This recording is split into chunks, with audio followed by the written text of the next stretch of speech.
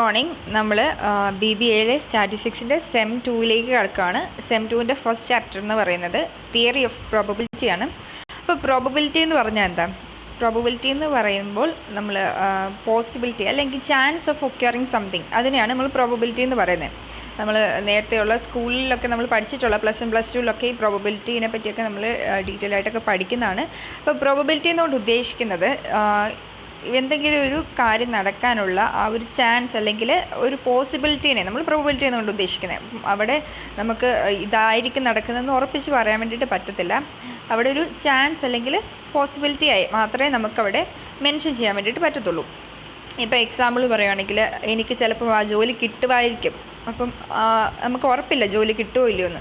നാളെ ചിലപ്പോൾ മഴ പെയ്തേക്കാം, അപ്പം മഴ പെയ്യോ ഇല്ലയോ എന്നൊന്നും നമുക്ക് ഉറപ്പില്ല. അപ്പം അങ്ങനെ ഉറപ്പില്ലാത്ത സെർട്ടനായിട്ട് നമുക്ക് പറയാൻ പറ്റത്തില്ലാത്ത ഒരു കാര്യത്തിനെയാണ് നമ്മൾ പ്രോബബിലിറ്റി കൊണ്ട് മെഷർ ചെയ്യുന്നത്. അവിടെ ഒരു അൺസർട്ടനിറ്റി ഫാക്ടർ എപ്പോഴും എക്സിസ്റ്റ് ചെയ്യുന്നുണ്ടായിരിക്കും. അപ്പം നമ്മൾ കോയിൻ ടോസ് ചെയ്യുമ്പോഴത്തേക്ക് ഒന്നെങ്കിൽ ഹെഡ് വരാം അല്ലെങ്കിൽ ടെയിൽ വരാം. അപ്പം അവിടെ എന്താ, ഹെഡ് വരുമോ ടെയിൽ വരുമോ നമുക്ക് ഉറപ്പിച്ച് പറയാൻ വേണ്ടിയിട്ട് പറ്റത്തില്ല. അപ്പോൾ അതും പ്രോബബിലിറ്റിയുടെ ഒരു എക്സാമ്പിളാണ്. അപ്പം നമുക്ക് പ്രോബബിലിറ്റിയുടെ ഡെഫിനിഷൻ നോക്കാം. Definition of probability: the probability of a given event may be defined as a numerical value given to the likelihood of the occurrence of that event. അപ്പോൾ ഒരു ഇവൻറ്റ് നടക്കാൻ പോകുന്നതിൻ്റെ പോസിബിലിറ്റിക്ക് നമ്മൾ കൊടുക്കുന്ന ഒരു ന്യൂമറിക്കൽ വാല്യൂവിനെയാണ് പ്രോബബിലിറ്റി എന്നുകൊണ്ട് ഉദ്ദേശിക്കുന്നത്. It is a number lying between 0 and 1. 0ക്കും 1നും ഇടയ്ക്കുള്ള മെഷേഴ്സാണ് നമ്മൾ പ്രോബബിലിറ്റിയുടെ വാല്യൂസ് ആയിട്ട് എടുക്കുന്നത്. 0 is for an event which cannot occur and 1 for an event certain to occur. അപ്പം 0 എന്ന് പറയുന്നത് അപ്പം ആ ഒരു കാര്യം നടക്കാനുള്ള ചാൻസ് ഇല്ലെങ്കിൽ അതിനെ നമ്മൾ 0 കൊണ്ട് മെൻഷൻ ചെയ്യുന്നത്. ആ ഒരു കാര്യം ഉറപ്പായിട്ടും നടക്കും എന്നുള്ളതിനെയാണ് നമ്മൾ 1 കൊണ്ട് മെൻഷൻ ചെയ്യുന്നത്. അപ്പോൾ പ്രോബബിലിറ്റിയുടെ വാല്യൂ ഓർക്കുക, 0ക്കും 1നും ഇടയ്ക്ക് മാത്രമേ പ്രോബബിലിറ്റിയുടെ വാല്യൂ ലൈ ചെയ്യത്തുള്ളൂ.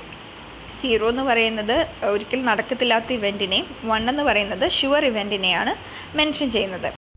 When the occurrence of an event is uncertain, probability is a number between 0 and 1. അപ്പം ഷുവർ ഇവൻറ്റോ അല്ലെങ്കിൽ നടക്കത്തില്ലാത്ത ഇവൻറ്റിനെയോ അല്ലാത്ത കേസിലുള്ള എല്ലാ പോസിബിൾ കേസസിലും ഈ പ്രോബബിലിറ്റിയുടെ വാല്യൂ എന്ന് പറയുന്നത് 0ക്കും 1നും ഇടയ്ക്കായിരിക്കും ലൈ ചെയ്യുന്നത്. For example, when we toss A coin, the event of getting head is uncertain, so the probability is neither 0 nor 1 but between the two. Since the likelihood of the occurrence of head is as much as it's not occurring, we can predict the occurrence of head with a 50% confidence only. Therefore the probability for head is 1/2. അപ്പോൾ നമ്മൾ coin toss ചെയ്യുന്ന കേസിൽ ഹെഡാണോ ടെയിലാണോ നമുക്ക് certain ആയിട്ട് പറയാൻ വേണ്ടിയിട്ട് പറ്റത്തില്ല. അതുകൊണ്ട് തന്നെ അതൊരു പ്രോബബിലിറ്റി എന്ന് പറയുന്നത് 0 അല്ല 1 അല്ല, 0ക്കും 1നും ഇടയ്ക്കുള്ളൊരു മെഷറായിരിക്കും. അപ്പം ഹെഡ് വീഴാനുള്ള ചാൻസ് 50% ആണ്, അതുപോലെ ടെയിൽ വീഴാനുള്ള ചാൻസും 50% ആണ്. അതുകൊണ്ട് തന്നെ നമുക്ക് ഇതിൻ്റെ പ്രോബബിലിറ്റി എന്ന് പറയുന്നത് 1/2 ആയിട്ടാണ് ഇവിടെ എടുക്കുന്നത്. ഇനി അടുത്തത് റാൻഡം എക്സ്പെരിമെൻറ്റ്സിൻ്റെ ഡെഫിനിഷൻ നോക്കാം. An experiment that has 2 or more outcomes which vary in an unpredictable manner from trial to trial when conducted under uniform conditions is called random experiment. Random experiment എന്നുകൊണ്ട് ഉദ്ദേശിക്കുന്നത് ഒന്നോ അതിൽ കൂടുതലോ ഔട്ട്കം ഉള്ള ഒരു experiment ആയിരിക്കണം. അപ്പം അത് ഓരോ ട്രയൽ ചെയ്യുമ്പോഴത്തേക്കും നമുക്ക് പ്രെഡിക്റ്റ് ചെയ്യാൻ പറ്റാത്ത ഔട്ട്കംസ് ആയിരിക്കണം കിട്ടുന്നത്. അപ്പോൾ അങ്ങനെയുള്ള എക്സ്പെരിമെൻറ്റിനെയാണ് നമ്മൾ റാൻഡം എക്സ്പെരിമെൻ്റ് എന്ന് പറയുന്നത്. ഓരോ ട്രയൽ ചെയ്യുമ്പോഴും നമ്മൾ ഈ കഴിഞ്ഞ ട്രയലിൽ കൊടുത്ത അതേ സെയിം കണ്ടീഷൻസ് തന്നെയായിരിക്കണം അടുത്ത ട്രയലിലും കൊടുക്കേണ്ടത്. In random experiment all the possible outcomes are known in advance but none of the outcomes can be predicted with certainty. അപ്പം ഈ ഒരു എക്സ്പെരിമെൻറ്റിൻ്റെ റിസൾട്ട് എന്തൊക്കെയായിരിക്കും നമുക്ക് പ്രെഡിക്റ്റ് ചെയ്യാം, പക്ഷേ ഈ ഒരു ട്രയലിൽ അതിൽ ഏത് റിസൾട്ടായിരിക്കും വരുന്നതെന്ന് നമുക്ക് സെർട്ടനായിട്ട് പ്രെഡിക്റ്റ് ചെയ്യാൻ വേണ്ടിയിട്ട് പറ്റത്തില്ല. The tossing of a coin, for example, is a random experiment since it has 2 specified outcomes, head and tail, but we are uncertain whether head will turn or tail when the coin is tossed. അപ്പോൾ അതിന് random എക്സ്പെരിമെൻറ്റിന് ഒരു എക്സാമ്പിളാണ് tossing of a coin. Tossing of a കോയിൻ്റെ outcomes നമുക്കറിയാം. എന്തൊക്കെ outcomes? ഒന്നെങ്കിൽ head ആയിരിക്കും അല്ലെങ്കിൽ ടെയിൽ ആയിരിക്കും. ഇതാണ് അതിൻ്റെ ഔട്ട്കംസ്. പക്ഷേ ഈ ഒരു ഫസ്റ്റ് ട്രയലിൽ ഹെഡാണോ വീഴുന്നത് അതുപോലെ ടെയിലാണോ വീഴുന്നത് എന്നുള്ളത് നമുക്ക് സെർട്ടനായിട്ട് പറയാൻ വേണ്ടിയിട്ട് പറ്റത്തില്ല. അതുപോലെ മറ്റൊരു എക്സാമ്പിളാണ് ത്രോയിങ് എ ഡൈ. ഇപ്പോൾ ഒരു ഡൈ ത്രോ ചെയ്യുമ്പം പോസിബിൾ റിസൾട്ട് ഏതൊക്കെയായിരിക്കും? ഒന്നെങ്കിൽ 1 വീഴാം, അല്ലെങ്കിൽ 2 വീഴാം, 3 വീഴാം, 4 വീഴാം, 5 വീഴാം, 6 വീഴാം. അങ്ങനെ 6 ഒബ്സർവേഷൻസ് ഉള്ളതിൽ ഏതെങ്കിലും ഒരു ഒബ്സർവേഷൻ നമുക്ക് വീഴാം. പക്ഷേ ഈ ഒരു ഫസ്റ്റ് ട്രയലിൽ ഏത് ഇവൻ്റ് ആയിരിക്കും വരുന്നത് നമുക്ക് കറക്റ്റായിട്ട് പറയാൻ പറ്റത്തില്ല. അതുപോലെ ചിലപ്പം 1 ആയിരിക്കാം വീഴുന്നത്, അല്ലെങ്കിൽ ചിലപ്പോൾ 4 ആയിരിക്കാം വീഴുന്നത്. അപ്പോൾ അത് നമുക്ക് കറക്റ്റായിട്ട് പ്രഡിക്റ്റ് ചെയ്യാൻ വേണ്ടിയിട്ട് പറ്റത്തില്ല. അപ്പോൾ അങ്ങനെയുള്ള എക്സ്പെരിമെൻറ്റിനെയാണ് നമ്മൾ റാൻഡം എക്സ്പെരിമെൻ്റ് എന്ന് പറയുന്നത്. അപ്പം റാൻഡം എക്സ്പെരിമെൻറ്റിൻ്റെ എസെൻഷ്യൽ ഫീച്ചേഴ്സാണ് കൊടുത്തിരിക്കുന്നത്. ഒന്നാമത്തെ, it has more than one outcome. ഒരു ഔട്ട്കംസിൽ കൂടുതൽ കാണണം. The outcomes are unpredictable. ഇതിൻ്റെ ഔട്ട്കംസ് നമുക്ക് പ്രെഡിക്റ്റ് ചെയ്യാൻ പറ്റരുത്. അതുപോലെ എക്സ്പെരിമെൻറ്റ് റിപ്പീറ്റ് ചെയ്യാനും പറ്റണം. അപ്പോൾ അങ്ങനെ 3 കണ്ടീഷൻസ് സാറ്റിസ്ഫൈ ചെയ്യുന്ന എക്സ്പെരിമെൻറ്റ്സിനെ നമ്മൾ റാൻഡം എക്സ്പെരിമെൻ്റ് എന്ന് പറയുന്നത്.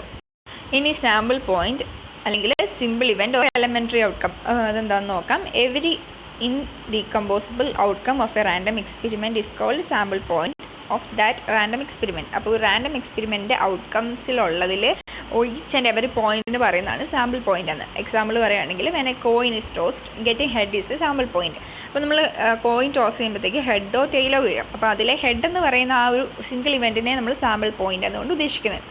പിന്നെ അതുപോലെ തന്നെ മറ്റൊരു example, when 2 dice are thrown getting 2-3 ordered pair 2-3 is a sample point. അപ്പോൾ 2 ഡൈ നമ്മൾ ത്രോ ചെയ്യുമ്പോഴത്തേക്ക് സാമ്പിൾ പോയിൻറ്റ് 2-3, അത് ഓർഡർ പെയർ ആയിട്ടുള്ള 2-3 എന്ന് പറയുന്നത് കിട്ടുന്നത് അതിനകത്തൊരു സാമ്പിൾ പോയിൻ്റ് ആണ്. അതായത് ആ ടോട്ടൽ ഔട്ട്കംസ് ഉണ്ടല്ലോ, ആ ടോട്ടൽ ഔട്ട്കംസിൽ ഈച്ച് ആൻഡ് എവറി പോയിൻറ്റിന് പറയുന്നതാണ് സാമ്പിൾ പോയിൻ്റ് എന്ന്. ഇനി സാമ്പിൾ സ്പേസ് നോക്കാം. The sample space of a random experiment is a set containing all sample points of that random experiment. Therefore, the sample space of a random experiment is the totality of the elementary outcomes of that random experiment. അപ്പം ഒരു event നമ്മൾ നടത്തുമ്പോഴത്തേക്ക്, അതായത് ഒരു random experiment നമ്മൾ നടത്തുമ്പോൾ ആ random എക്സ്പെരിമെൻറ്റിന് possible ആയിട്ടുള്ള എല്ലാ ഔട്ട്കംസും വരുന്ന സെറ്റിനെയാണ് നമ്മൾ സാമ്പിൾ സ്പേസ് എന്നുകൊണ്ട് ഉദ്ദേശിക്കുന്നത്. അതായത് each and every sample point ഉണ്ടല്ലോ, ആ സാമ്പിൾ പോയിൻ്റ് എല്ലാത്തിനും ടോട്ടൽ കളക്ഷനാണ് സാമ്പിൾ സ്പേസ്.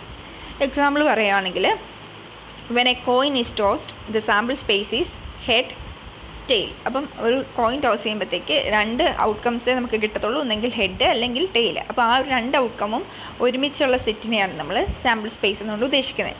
ഇനി 2 കോയിൻ ടോസ് ചെയ്യുവാണെങ്കിലോ അതിൻ്റെ പോസിബിൾ സാമ്പിൾ സ്പേസ് ആണ് HH, HT, TH and TT. 2 coin toss ചെയ്യുമ്പോഴത്തേക്ക് ഒന്നെങ്കിൽ 2 ഹെഡ് ആവാം, അല്ലെങ്കിൽ ഒന്ന് ഹെഡും ഒന്ന് ടെയിലും ആകാം, അല്ലെങ്കിൽ ആദ്യത്തേത് ടെയിലും രണ്ടാമത്തെ ഹെഡും ആകാം, അല്ലെങ്കിൽ രണ്ടും ടെയിലാവാം. അപ്പം ആ ഒരു ടോട്ടൽ കളക്ഷനാണ് സാമ്പിൾ സ്പേസ് എന്നുകൊണ്ട് ഉദ്ദേശിക്കുന്നത്. A sample space may be discrete or continuous. When the sample space has finite number of points it is set to be finite sample space, otherwise infinite. അപ്പം ഇതിനകത്ത് സാമ്പിൾ സ്പേസിന് ഒന്നെങ്കിൽ discrete values എടുക്കാം, അല്ലെങ്കിൽ continuous ആയിട്ടുള്ളൊരു sample space ആവാം. അപ്പം ഇതിനകത്ത് finite, അതായത് നമുക്ക് എണ്ണാൻ പറ്റുന്ന പോലത്തെ എത്രയും പോയിൻറ്റ്സ് ഉണ്ടെങ്കിൽ അതിനെ നമ്മൾ ഫൈനൈറ്റ് സാമ്പിൾ സ്പേസ് എന്ന് പറയുന്നത്. അങ്ങനെ അല്ലെങ്കിൽ ഇൻഫൈനൈറ്റ് സാമ്പിൾ സ്പേസ് എന്നുകൊണ്ട് ഉദ്ദേശിക്കുന്നത്. ഇനി ഒരു എക്സാമ്പിൾ ഇവിടെ കൊടുത്തിട്ടുണ്ട്. ഇതൊരു പ്രോബ്ലമാണ്. A box contains 10 tickets each number 1 to 10. A ticket is drawn, what is a sample space. അപ്പോൾ ഒരു ബോക്സിനകത്ത് 10 ടിക്കറ്റ് വെച്ചിട്ടുണ്ട്. അപ്പോൾ ഓരോ ടിക്കറ്റിനും 1, 2, 3 എന്ന് പറഞ്ഞ് നമ്പർ ചെയ്തിട്ടുണ്ട്. അപ്പോൾ അതിനകത്തുനിന്ന് ഒരു ടിക്കറ്റ് നമുക്ക് എടുക്കണം. അപ്പോൾ ഇതിൻ്റെ സാമ്പിൾ സ്പേസ് എന്താണെന്ന് ചോദിച്ചിരിക്കുന്നത്. അപ്പോൾ സാമ്പിൾ സ്പേസ് എന്താ, ടോട്ടൽ 10 ടിക്കറ്റ്സ് ആണ്. അപ്പോൾ ഈച്ച് ഓരോന്നിനും നമ്പർ ചെയ്തിട്ടുണ്ട്. അപ്പോൾ ആ ഒരു ടോട്ടൽ സെറ്റ് ആയിരിക്കും അതിൻ്റെ സാമ്പിൾ സ്പേസ്. അപ്പം സാമ്പിൾ സ്പേസ് എന്ന് പറയുന്നത് സെറ്റ് 1, 2, 3, 4, 5, 6, 7, 8, 9, 10 എന്നുള്ളതായിരിക്കും. രണ്ടാമത്തെ ക്വസ്റ്റ്യൻ നോക്കാം. From a lot containing good and bad items 3 items R chosen, prepare the sample space. അപ്പം ഒരു ലോട്ട്, അതായത് ഒരു ലോട്ടിനകത്ത് ഗുഡ് എന്നുള്ള ഐറ്റം ഉണ്ട്, ബാഡ് എന്നുള്ള ഐറ്റം ഉണ്ട്. അതിനകത്ത് നമുക്ക് 3 ഐറ്റം ചൂസ് ചെയ്യണം. അപ്പം ആ ഒരു അതിൻ്റെ സാമ്പിൾ സ്പേസ് എന്തായിരിക്കും എന്നാണ് ഉദ്ദേശിക്കുന്നത്. അപ്പോൾ നമ്മളിവിടെ ചെയ്യുമ്പോഴത്തേക്ക് let be stand for bad and G stands for good. അപ്പോൾ നമ്മൾ ബാഡ് എന്നുള്ളതിനെ ബി വെച്ചിട്ടും ഗുഡ് എന്നുള്ളതിനെ ജി വെച്ചിട്ടും നമ്മൾ മെൻഷൻ ചെയ്തു. അപ്പോൾ അങ്ങനെയാണെങ്കിൽ സാമ്പിൾ സ്പേസ് എന്തായിരിക്കും, നമുക്ക് 3 എണ്ണം ചൂസ് ചെയ്യണ്ടേ. അപ്പോൾ 3 എണ്ണം ചൂസ് ചെയ്യുമ്പോഴത്തേക്ക് ഒന്നെങ്കിൽ ആദ്യം ചൂസ് ചെയ്ത 3 എണ്ണവും ഗുഡ് ആവാം, അതായത് ജി ചെയ്തുകൊണ്ട് ഉദ്ദേശിക്കുന്നത്. അല്ലെങ്കിൽ ആദ്യത്തെ 2 എണ്ണം ഗുഡ് ആവാം, മൂന്നാമത്തേത് ബാഡ് ആകാം, അല്ലെങ്കിൽ ആദ്യത്തേത് അവസാനത്തേതും ഗുഡ് ആകാം, നടുക്കത്തേത് ബാഡ് ആവാം. അപ്പോൾ അങ്ങനെ വരുന്ന എല്ലാ പോസിബിൾ കേസസുമാണ് ഇവിടെ കൊടുത്തിരിക്കുന്നത്. ഇപ്പോൾ ഇവിടെ മൊത്തം എത്ര പോസിബിൾ കേസസ് ഉണ്ട്? 2, 4, 6, 8 പോസിബിൾ കേസസ് ആണുള്ളത്. ഇപ്പം ഇതെങ്ങനെയാണ് നോക്കുന്നതെന്ന് വെച്ചാൽ, ഇപ്പം നമുക്ക് ബാഡും ഗുഡും അങ്ങനെ 2 ഐറ്റംസ് അല്ലേ ഉള്ളൂ. ആ 2 ഐറ്റംസ് 3 times വീതം നമ്മൾ ചൂസ് ചെയ്യുക. സോ 2⁻3 times ആയിരിക്കും നമ്മുടെ ഔട്ട്കംസ് എന്ന് പറയുന്നത്. അപ്പോൾ അതുകൊണ്ടാണ് 2⁻3 എത്രയാണ്? 8. അതുകൊണ്ടാണ് ഈ ടോട്ടൽ സാമ്പിൾ സ്പേസിൽ 8 items വന്നിട്ടുള്ളത്. ഇനി ഇവൻ്റ് എന്താണെന്ന് നോക്കാം. An event is A subset of the sample space of a random experiment. നമ്മുടെ റാൻഡം എക്സ്പെരിമെൻറ്റിനകത്ത് നമ്മൾ റാൻഡം എക്സ്പെരിമെൻറ്റ് ചെയ്യുമ്പോൾ നമുക്ക് സാമ്പിൾ സ്പേസ് കിട്ടുമല്ലോ, ആ സാമ്പിൾ സ്പേസിൻ്റെ സബ്സെറ്റിനെയാണ് ഇവൻ്റ് എന്നുകൊണ്ട് ഉദ്ദേശിക്കുന്നത്. ഫോർ എക്സാമ്പിൾ പറയുവാണെങ്കിൽ, when 2 coins are chosen tossed, getting 2 heads is an event. And event may B simple or compound. അപ്പോൾ നമ്മൾ 2 കോയിൻ ടോസ് ചെയ്യുമ്പോഴത്തേക്ക് അതിനകത്ത് 2 ഹെഡ്സും കിട്ടുന്നതിന് ആണ് നമ്മൾ ഒരു ഇവൻ്റ് എന്ന് പറയുന്നത്. 2 ഹെഡ്സ് എന്നുള്ളത് നമ്മളൊരു എക്സാമ്പിളായിട്ട് എടുത്തുന്നേ ഉള്ളൂ. അതായത് നമ്മുടെ സാമ്പിൾ സ്പേസിൻ്റെ ഒരു സബ്സെറ്റ് ആയിരിക്കും ഇവൻ്റ് എന്നുകൊണ്ട് ഉദ്ദേശിക്കുന്നത്. ഇവൻറ്റിനൊന്നെങ്കിൽ സിമ്പിൾ ആയിരിക്കാം അല്ലെങ്കിൽ കോമ്പൗണ്ട് ആയിരിക്കാം. അപ്പം എന്താ സിമ്പിളും കോമ്പൗണ്ടും നമുക്ക് നോക്കാം. And event is set to be simple if it corresponds to a single elementary outcome of an experiment. അതായത് നമ്മുടെ റാൻഡം എക്സ്പെരിമെൻറ്റിൻ്റെ ഔട്ട്കംസിനകത്തു നിന്ന് ഒരൊറ്റ സിംഗിൾ എലമെൻറ്റ് മാത്രമേ നമ്മളൊരു ഇവൻ്റായിട്ട് ചൂസ് ചെയ്യുന്നുള്ളെങ്കിൽ അതിനെ നമ്മൾ സിമ്പിൾ ഇവൻ്റ് എന്നുകൊണ്ട് ഉദ്ദേശിക്കുന്നത്. എക്സാമ്പിളായിട്ട് പറയുകയാണെങ്കിൽ, when a die is thrown getting 2 is a simple event. അപ്പോൾ ഒരു ഡൈ ത്രോ ചെയ്യുമ്പോഴത്തേക്ക് 2 കിട്ടണം എന്നുള്ളതാണ് നമ്മുടെ ഇവൻ്റെങ്കിൽ അതിനെ നമ്മൾ സിമ്പിൾ ഇവൻ്റ് എന്നുകൊണ്ട് ഉദ്ദേശിക്കുന്നത്. The joint occurrence of 2 or more simple events is called compound event. അപ്പം 2 അതിൽ കൂടുതലോ സിമ്പിൾ ഇവൻറ്റ്സിൻ്റെ ഒരു ജോയിൻ ചെയ്തതിനെ നമ്മൾ പറയുന്നതാണ് കോമ്പൗണ്ട് ഇവൻ്റ് എന്ന്. Example, when a die is thrown getting an even number is a compound event because even numbers can be 2, 4, 6. അപ്പം ഈ സിമ്പിൾ ഇവൻറ്റിനകത്ത് അതിൻ്റെ ഔട്ട്കംസിൽ ഒരൊറ്റ എലമെൻറ്റേ കാണത്തുള്ളൂ. കോമ്പൗണ്ട് ഇവൻറ്റിനകത്ത് അതിൻ്റെ ഒരു കളക്ഷൻ ആയിരിക്കും എന്ന് പറഞ്ഞല്ലോ. അപ്പോൾ നമ്മൾ ഒരു ഡൈ ത്രോ ചെയ്യുമ്പോഴത്തേക്ക് നമ്മുടെ ഇവൻ്റ് എന്ന് പറയുന്നത് ഗെറ്റിംഗ് ആൻ ഈവൻ നമ്പർ ആണെന്ന് നോക്കുക. അപ്പോൾ ഗെറ്റിംഗ് ആൻ ഈവൻ നമ്പർ എന്ന് പറയുമ്പോൾ ആ ഒരു ഡൈയുടെ കേസിൽ 3 ഈവൻ നമ്പേഴ്സ് ഉണ്ട്, 2, 4, 6. അപ്പം അത് ഒന്നിൽ കൂടുതൽ എലമെൻറ്റ്സ് ഉണ്ട്, അത് നമുക്ക് കോമ്പൗണ്ട് ഇവൻ്റ് ആയിട്ട് എടുക്കാം. ഇനി ഷുവർ ഇവൻറ്റ്സ് അല്ലെങ്കിൽ സർട്ടൺ ഇവൻറ്റ്സ് അല്ലെങ്കിൽ സാമ്പിൾ സ്പേസ് ഇവൻറ്റ്സ് എന്താണെന്ന് നോക്കാം. An event whose occurrence is inevitable is called certain event. For example, getting a white ball from the bag containing all white ball is a sure event.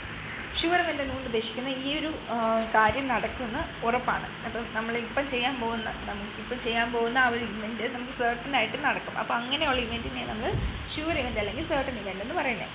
Example പറയുവാണെങ്കിൽ, ഇപ്പം നമ്മൾ ഒരു ബാഗിനകത്ത് മൊത്തം white balls മാത്രമേ ഉള്ളെന്ന് ഓർത്തും. അപ്പോൾ ആ ഒരു വൈറ്റ് ബോൾസിൻ്റെ ബാഗിൽ നിന്ന് ഒരു വൈറ്റ് ബോൾ ചൂസ് ചെയ്യണമെന്ന് പറയുന്നത് എന്തായിരിക്കും? ഷുവർ ഇവൻ്റ് ആയിരിക്കും. അത് ഉറപ്പായിട്ടും വൈറ്റ് ബോൾ തന്നെയായിരിക്കും. A sure event is therefore the set containing all sample points of the random experiment. A sure event is a sample space itself.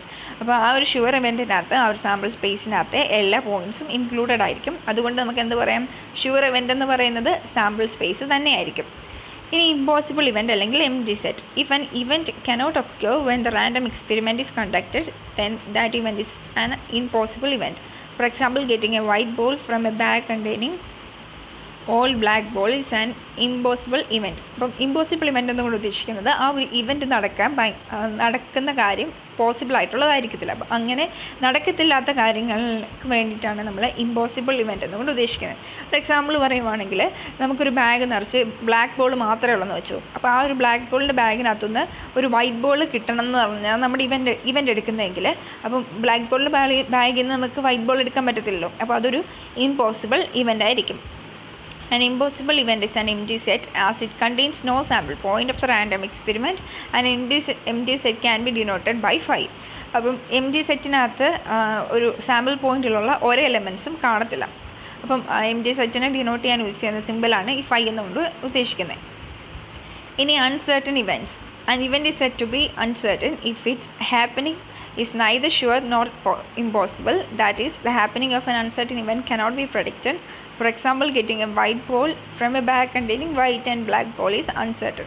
Uncertain event എന്ന് ഉദ്ദേശിക്കുന്നത് അത് ഷുവർ ഇവൻറ്റും ആയിരിക്കത്തില്ല, ഇമ്പോസിബിൾ ഇവൻറ്റും ആയിരിക്കത്തില്ല.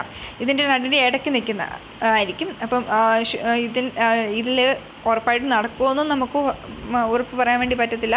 അതുപോലെ ഇത് നടക്കാതിരിക്കാനും ചാൻസ് ഉണ്ടോ ഇല്ലയോ എന്ന് നമുക്ക് പറയാൻ വേണ്ടിയിട്ട് പറ്റത്തില്ല. അപ്പോൾ ഇതിൻ്റെ ഒരു മിഡിലായിട്ടുള്ള പോയിൻറ്റ്സിനെയാണ് നമ്മൾ ഇമ്പോസിബിൾ ഇവൻ്റ് എന്നുകൊണ്ട് ഉദ്ദേശിക്കുന്നത്. എക്സാമ്പിൾ, ഒരു ബാഗിനകത്ത് ബ്ലാക്ക് ബോളും വൈറ്റ് ബോളും ഉണ്ടെന്ന് വെച്ചോ.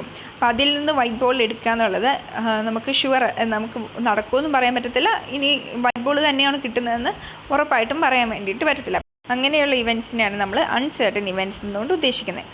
ഇനി equally likely events. 2 events are said to be equally likely if any one of them cannot expect to occur in preference to the other. Equally likely events എന്നുകൊണ്ട് ഉദ്ദേശിക്കുന്നത് ആ ഒരു സാമ്പിൾ പോയിൻറ്റിനകത്ത് ഈച്ച് ആൻഡ് എവറി പോയിൻറ്റ്സ് തമ്മിൽ equal probability ആയിരിക്കും. അപ്പോൾ അങ്ങനെയുള്ള events നമ്മൾ ഈക്വലി ലൈക്ലി എന്നുകൊണ്ട് ഉദ്ദേശിക്കുന്നത്. എക്സാമ്പിൾ പറയുകയാണെങ്കിൽ getting head and getting tail when a coin is toss. അപ്പം ഒരു കോയിൻ ടോസ് ചെയ്യുമ്പോൾ ഹെഡ് വീഴാനുള്ള പ്രോബബിലിറ്റി 1/2 ആണ്, ടെയിൽ വീഴാനുള്ള പ്രോബബിലിറ്റി 1/2 ആണ്. സോ ഹെഡ് ആൻഡ് ടെയിലും തമ്മിൽ ഈക്വലി ലൈക്ലി ഹെഡ് വീഴുക എന്നുള്ളതും ടെയിൽ വീഴുക എന്നുള്ളതും ഈക്വലി ലൈക്ലി ഇവൻറ്റ്സ് ആയിരിക്കും. അതുപോലെ getting 1 and getting 2 when a die is thrown are equally likely events.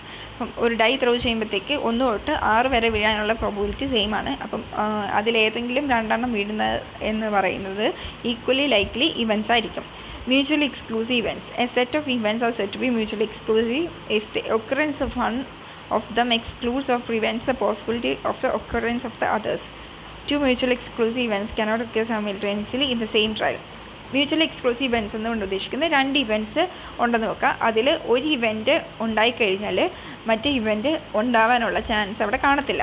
അതായത് ഇപ്പോൾ ഒരു സാമ്പിൾ സ്പേസിനെ നമുക്ക് 2 ഇവൻറ്റ്സ് ആയിട്ട് കൺസിഡർ ചെയ്യുകയാണെങ്കിൽ ആ 2 ഇവൻറ്റ്സ് കൂടെ ഒരുമിച്ച് ഒക്കർ ചെയ്യുക എന്നുള്ളത് പോസിബിൾ ആയിട്ടുള്ള കാര്യമായിരിക്കത്തില്ല. എക്സാമ്പിൾ ഇവിടെ കൊടുത്തിട്ടുണ്ട്. Getting an ace and getting a king when a card is drawn from a pack of cards are mutually exclusive.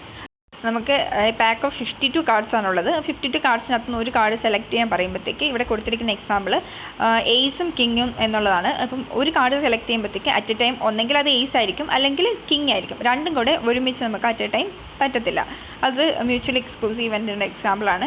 അതുപോലെ തന്നെ മറ്റൊരു example getting head and getting tail when a coin is tossed are mutually exclusive. അപ്പോൾ ഒരു coin നമ്മൾ toss ചെയ്യുമ്പോഴത്തേക്ക് ഒന്നെങ്കിൽ അത് head ആവാം അല്ലെങ്കിൽ ടെയിൽ ആവാം. ആ ഒരു ഒറ്റ കോയിൻ ടോസിൽ തന്നെ ഹെഡും ടെയിലും കൂടെ ഒരുമിച്ച് വരാൻ പറ്റത്തില്ല. അപ്പോൾ അതും മ്യൂച്വലി എക്സ്ക്ലൂസീവ് ഇവൻറ്റിന് എക്സാമ്പിളാണ്.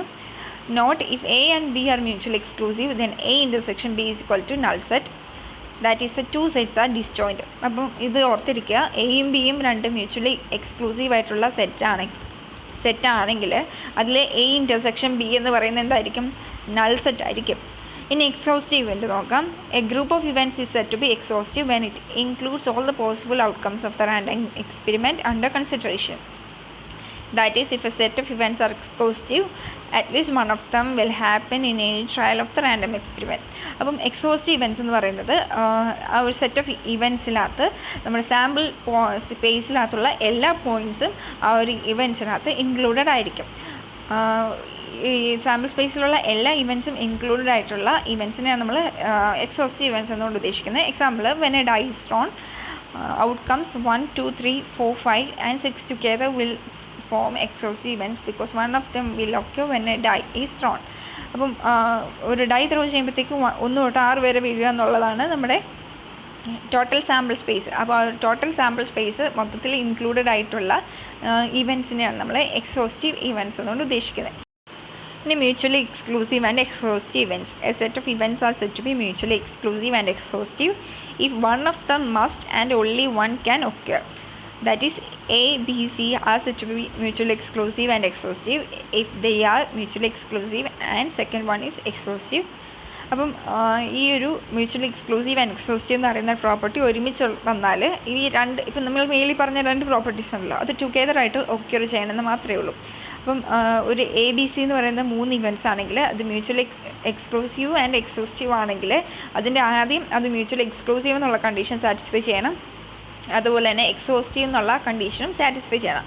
എക്സാമ്പിൾ നോക്കാം. In tossing 2 coins, getting no head, getting 1 head, getting 2 head and getting 3 head are mutually exclusive and exhaustive. അപ്പോൾ നമ്മൾ 2 കോയിൻ ടോസ് ചെയ്യുമ്പോഴത്തേക്ക് എന്തൊക്കെ പോസിബിലിറ്റി ആയിരിക്കും വരുന്നത്? ഒന്നെങ്കിൽ ഹെഡൊന്നും വീഴാതിരിക്കാം, അല്ലെങ്കിൽ ഹെഡ് ഒരെണ്ണം വീഴാം, അല്ലെങ്കിൽ 2 ഹെഡ് വീഴാം, അല്ലെങ്കിൽ 3 ഹെഡ് ആയിരിക്കാം. അപ്പോൾ അങ്ങനെ ആ 4 ഇവൻറ്റ്സും കൂടെ ജോയിൻ ചെയ്യുമ്പോൾ കിട്ടുന്ന ഒരു ടോട്ടൽ ഇവൻറ്റ്സ് ആണ് നമുക്ക് mutually exclusive and exhaustive events എന്നുകൊണ്ട് ഉദ്ദേശിക്കുന്നത്.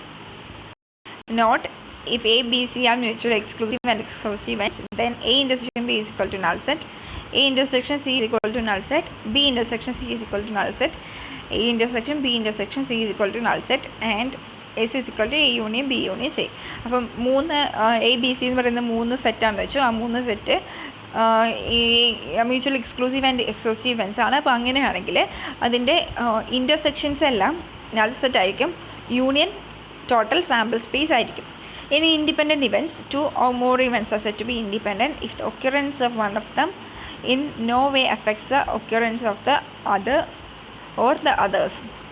അപ്പം രണ്ട് ഇവൻറ്റ് ഇൻഡിപെൻഡൻ്റ് ആണെന്ന് പറയുവാണെങ്കിൽ ഒരു ഇവൻറ്റിൻ്റെ രണ്ടോ അതിലുള്ള ഇവൻറ്റ്സ് ഇൻഡിപെൻഡൻ്റ് എന്ന് പറയുമ്പോഴത്തേക്ക് ഒരു ഇവൻറ്റിൻ്റെ ഒക്യൂറൻസ് മറ്റൊരു ഇവൻറ്റിനെ ഡിപ്പെൻഡ് ചെയ്തിട്ടല്ലെങ്കിൽ അങ്ങനെയുള്ളതിനെ നമ്മൾ ഇൻഡിപെൻഡൻറ്റ് ഇവൻറ്റ്സ് എന്നുകൊണ്ട് ഉദ്ദേശിക്കുന്നത്. Example, in the tossing of a coin twice the result of the second tossing is not affected by the result of the first toss. അപ്പോൾ നമ്മൾ രണ്ട് കോയിൻ ടോസ് ചെയ്യുവാണെങ്കിൽ ആദ്യത്തെ കോയിൻ ടോസ് ചെയ്തതിൻ്റെ result വെച്ചിട്ട് ആയിരിക്കത്തില്ല രണ്ടാമത്തെ കോയിൻ്റെയും ടോസ് ചെയ്യുന്നത്. അപ്പം ആ ഫസ്റ്റ് ടോസിങ്ങും സെക്കൻഡ് ടോസിങ്ങും തമ്മിൽ ഡിപ്പെൻഡൻസി ഒന്നുമില്ല. അപ്പോൾ അങ്ങനെയുള്ള ഇവൻറ്റ്സിന് നമ്മൾ ഇൻഡിപെൻഡൻറ്റ് ഇവൻറ്റ്സ് എന്നുകൊണ്ട് ഉദ്ദേശിക്കുന്നത്. ഇനി ഡിപ്പെൻഡൻറ്റ് ഇവൻറ്റ്സ് നോക്കാം. 2 or more events are said to be dependent if the happening of one of them affects the happening of the other. In the case of dependent events, the chance of one event depends on the happening of the other event. അപ്പം ഇവിടെ നേരെ തിരിച്ചാണ്. ഇപ്പോൾ രണ്ടോ അതിലുള്ള events dependent എന്നുകൊണ്ട് ഉദ്ദേശിക്കുന്നത് ഒരു ഇവൻറ്റിൻ്റെ ഒക്യുറൻസ് മറ്റൊരു ഇവൻറ്റിൻ്റെ ഒക്യുറൻസിനെ ഡിപ്പെൻഡ് ചെയ്താണ് ഇരിക്കുന്നത്. അപ്പോൾ അങ്ങനെയുള്ള കേസിനെയാണ് നമ്മൾ ഡിപ്പെൻഡൻറ്റ് ഇവൻറ്റ്സ് എന്നുകൊണ്ട് ഉദ്ദേശിക്കുന്നത്. Example, from a pack of 52 cards, if one card is drawn, then 51 cards are left. If another card is drawn without replacing the first, the chance of the second draw is affected by the first draw.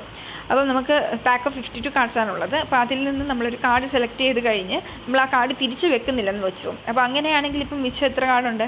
51 കാർഡേ ഉള്ളൂ. അപ്പോൾ ആ ഒരു 51 കാർഡിൽ നമ്മൾ അടുത്ത card draw ചെയ്യാൻ വേണ്ടിയിട്ട് പറയുമ്പം ആദ്യത്തെ കാർഡ് എടുത്തു എന്നുള്ള ആ ഒരു കാര്യത്തിനെ ഡിപ്പെൻഡ് ചെയ്താണ് അടുത്ത കാർഡ് ഇരിക്കുന്നത്. സോ ആ ഒരു കേസിൽ ഇത് ഡിപ്പെൻഡൻറ്റ് ഇവൻറ്റ്സ് ആയിരിക്കും.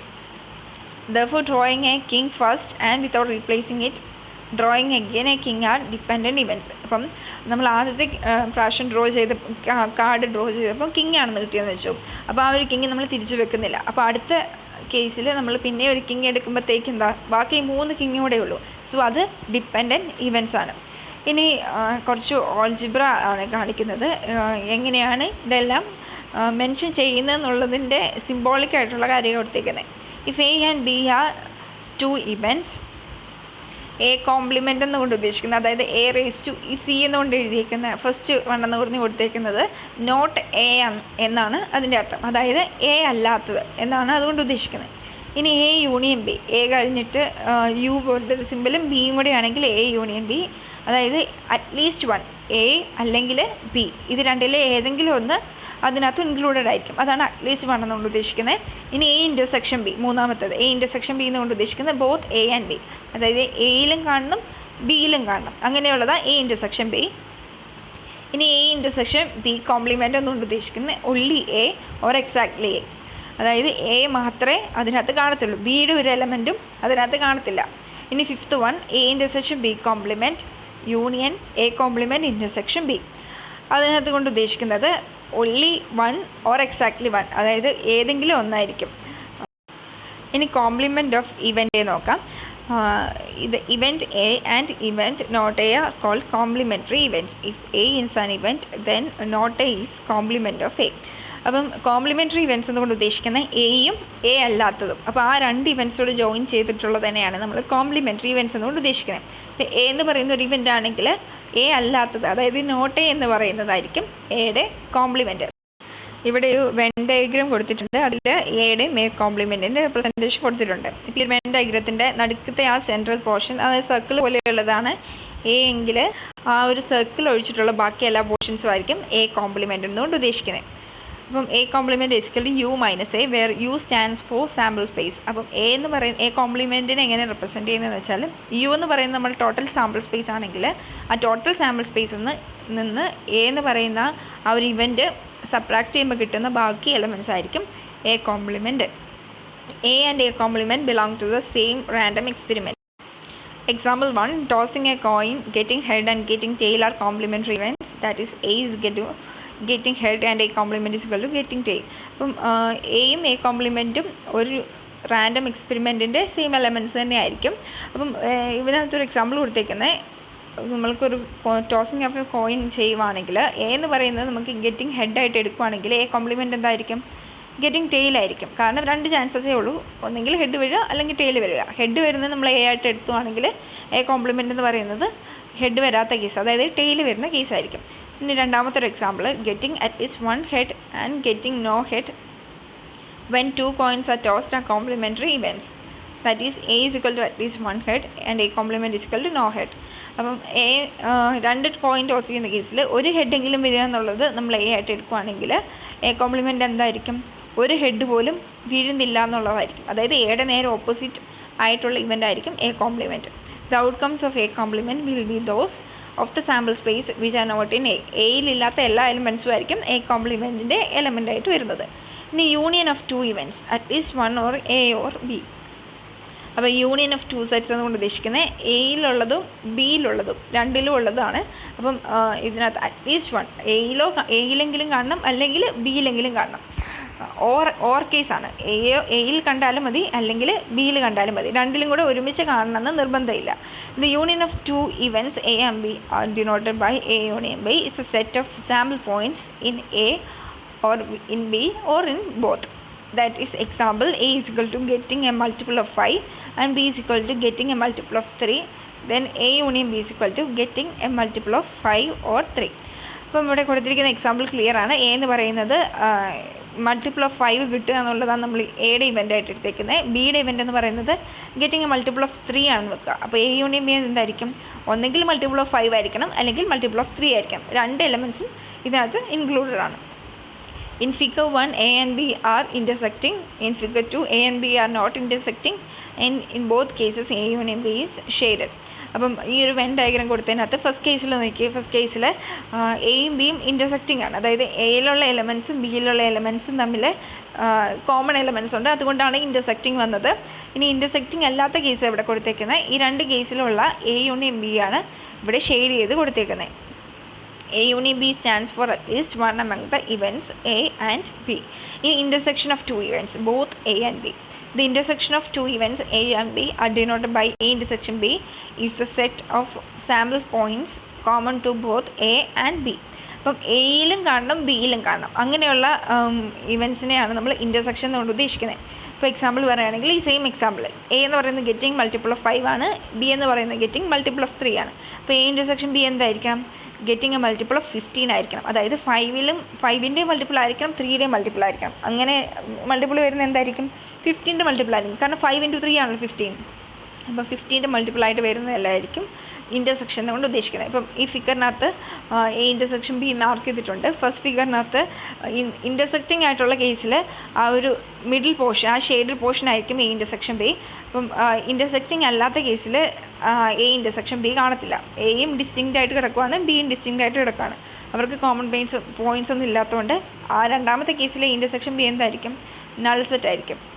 Difference of two events A and not B, only A അല്ലെങ്കിൽ എക്സാക്ട്ലി എ. ഇതിന് ഡിഫറൻസ് എന്താണെന്ന് നോക്കാം. The event A not B is the event whose outcomes are those belonging to A but not in B.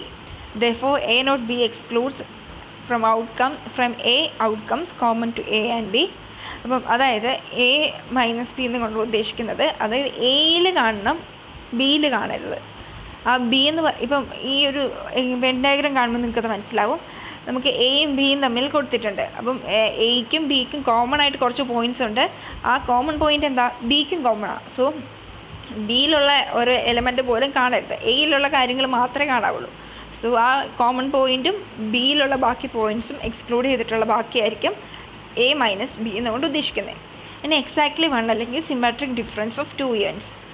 If A and B are two events, exactly one of them is the event whose outcomes are in A only or in B only. That is, the outcomes common to A and B are excluded. അപ്പം ഇതിനകത്ത് exactly one symmetric difference കൊണ്ടുകൂടി ഉദ്ദേശിക്കുന്നത് ആ ഒരു intersection point, ആ നടുക്കത്തെ intersection point ഉണ്ടല്ലോ, അത് ഒഴിച്ചിട്ടുള്ള ബാക്കി elements എല്ലാം ജോയിൻ ചെയ്തിട്ടുള്ളതാണ് സിമെട്രിക് ഡിഫറൻസ് കൊണ്ട് ഉദ്ദേശിക്കുന്നത്. Therefore, exactly one of A and B is equal to A intersection B complement union B intersection A complement, or A union B minus A intersection B minus shaded portion. അതാണ് ഈ ഒരു when ഡയഗ്രത്തിൽ കൊടുത്തേക്കുന്നത്. ഇപ്പോൾ ഇങ്ങനെ ഒരു box വരച്ചിട്ട് അതിൽ ഇതുപോലെ വട്ടം വരച്ചിട്ടുള്ള ഡയഗ്രത്തിനെ നമ്മൾ വെൻ ഡയഗ്രാം എന്ന് പറയുന്നത്. അപ്പോൾ ഈ ഒരു വെൻ ഡയഗ്രത്തിൽ സിമെട്രിക് ഡിഫറൻസ് ആണ് കൊടുത്തിരിക്കുന്നത്. ഇതിനകത്ത് എ ഇൻ്റർസെക്ഷൻ ബി എന്നുള്ള പോയിൻ്റ് ഉണ്ടല്ലോ, എ ഇൻ്റർസെക്ഷൻ ബി എന്താ? ഈ നടുക്കിലുള്ള പോയിൻ്റ്. ആ നടുക്കത്തെയുള്ള പോയിൻ്റ് ഒഴിച്ച് ബാക്കി പോയിൻറ്റ്സ് എയിലും കാണണം, എയിലോ അല്ലെങ്കിൽ ബിയിലോ കാണണം. രണ്ട് പേർക്കും കോമൺ ആയിട്ട് പോയിൻ്റ് കാണരുത്. അങ്ങനെയുള്ളതിനെയാണ് നമ്മൾ സിമെട്രിക് ഡിഫറൻസ് കൊണ്ട് ഉദ്ദേശിക്കുന്നത്. അപ്പം നമ്മൾ ആദ്യത്തെ ക്ലാസ്സിൽ കുറച്ച് ഡെഫിനിഷൻസാണ് പഠിച്ചേക്കുന്നത്. 18 ഡെഫിനിഷൻസ് പറഞ്ഞു. അപ്പോൾ നിങ്ങൾ ഈ ഒരു 18 ഡെഫിനിഷൻസും നോക്കിയിട്ട് എന്തെങ്കിലും ഡൗട്ട് ഉണ്ടെങ്കിൽ ചോദിക്കാം.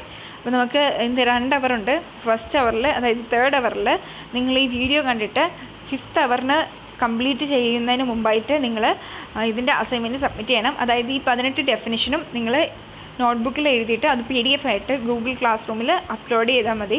അപ്പം ലാസ്റ്റ് അവർ 3:30ക്കാണ് തീരുന്നത്. 3:30 വരെ ആയിരിക്കും ടൈം. അത് കഴിഞ്ഞിട്ട് ആരും സബ്മിറ്റ് ചെയ്യേണ്ട. 3:30 വരെയുള്ള സമയത്തിനുള്ളിൽ നിങ്ങൾ സബ്മിറ്റ് ചെയ്ത് ഗൂഗിൾ ക്ലാസ് റൂമിൽ അപ്ലോഡ് ചെയ്യേണ്ടതാണ്. അപ്പം ബാക്കി നമുക്ക് അടുത്ത ക്ലാസ്സുകളിൽ ഡിസ്കസ് ചെയ്യാം. Thank you.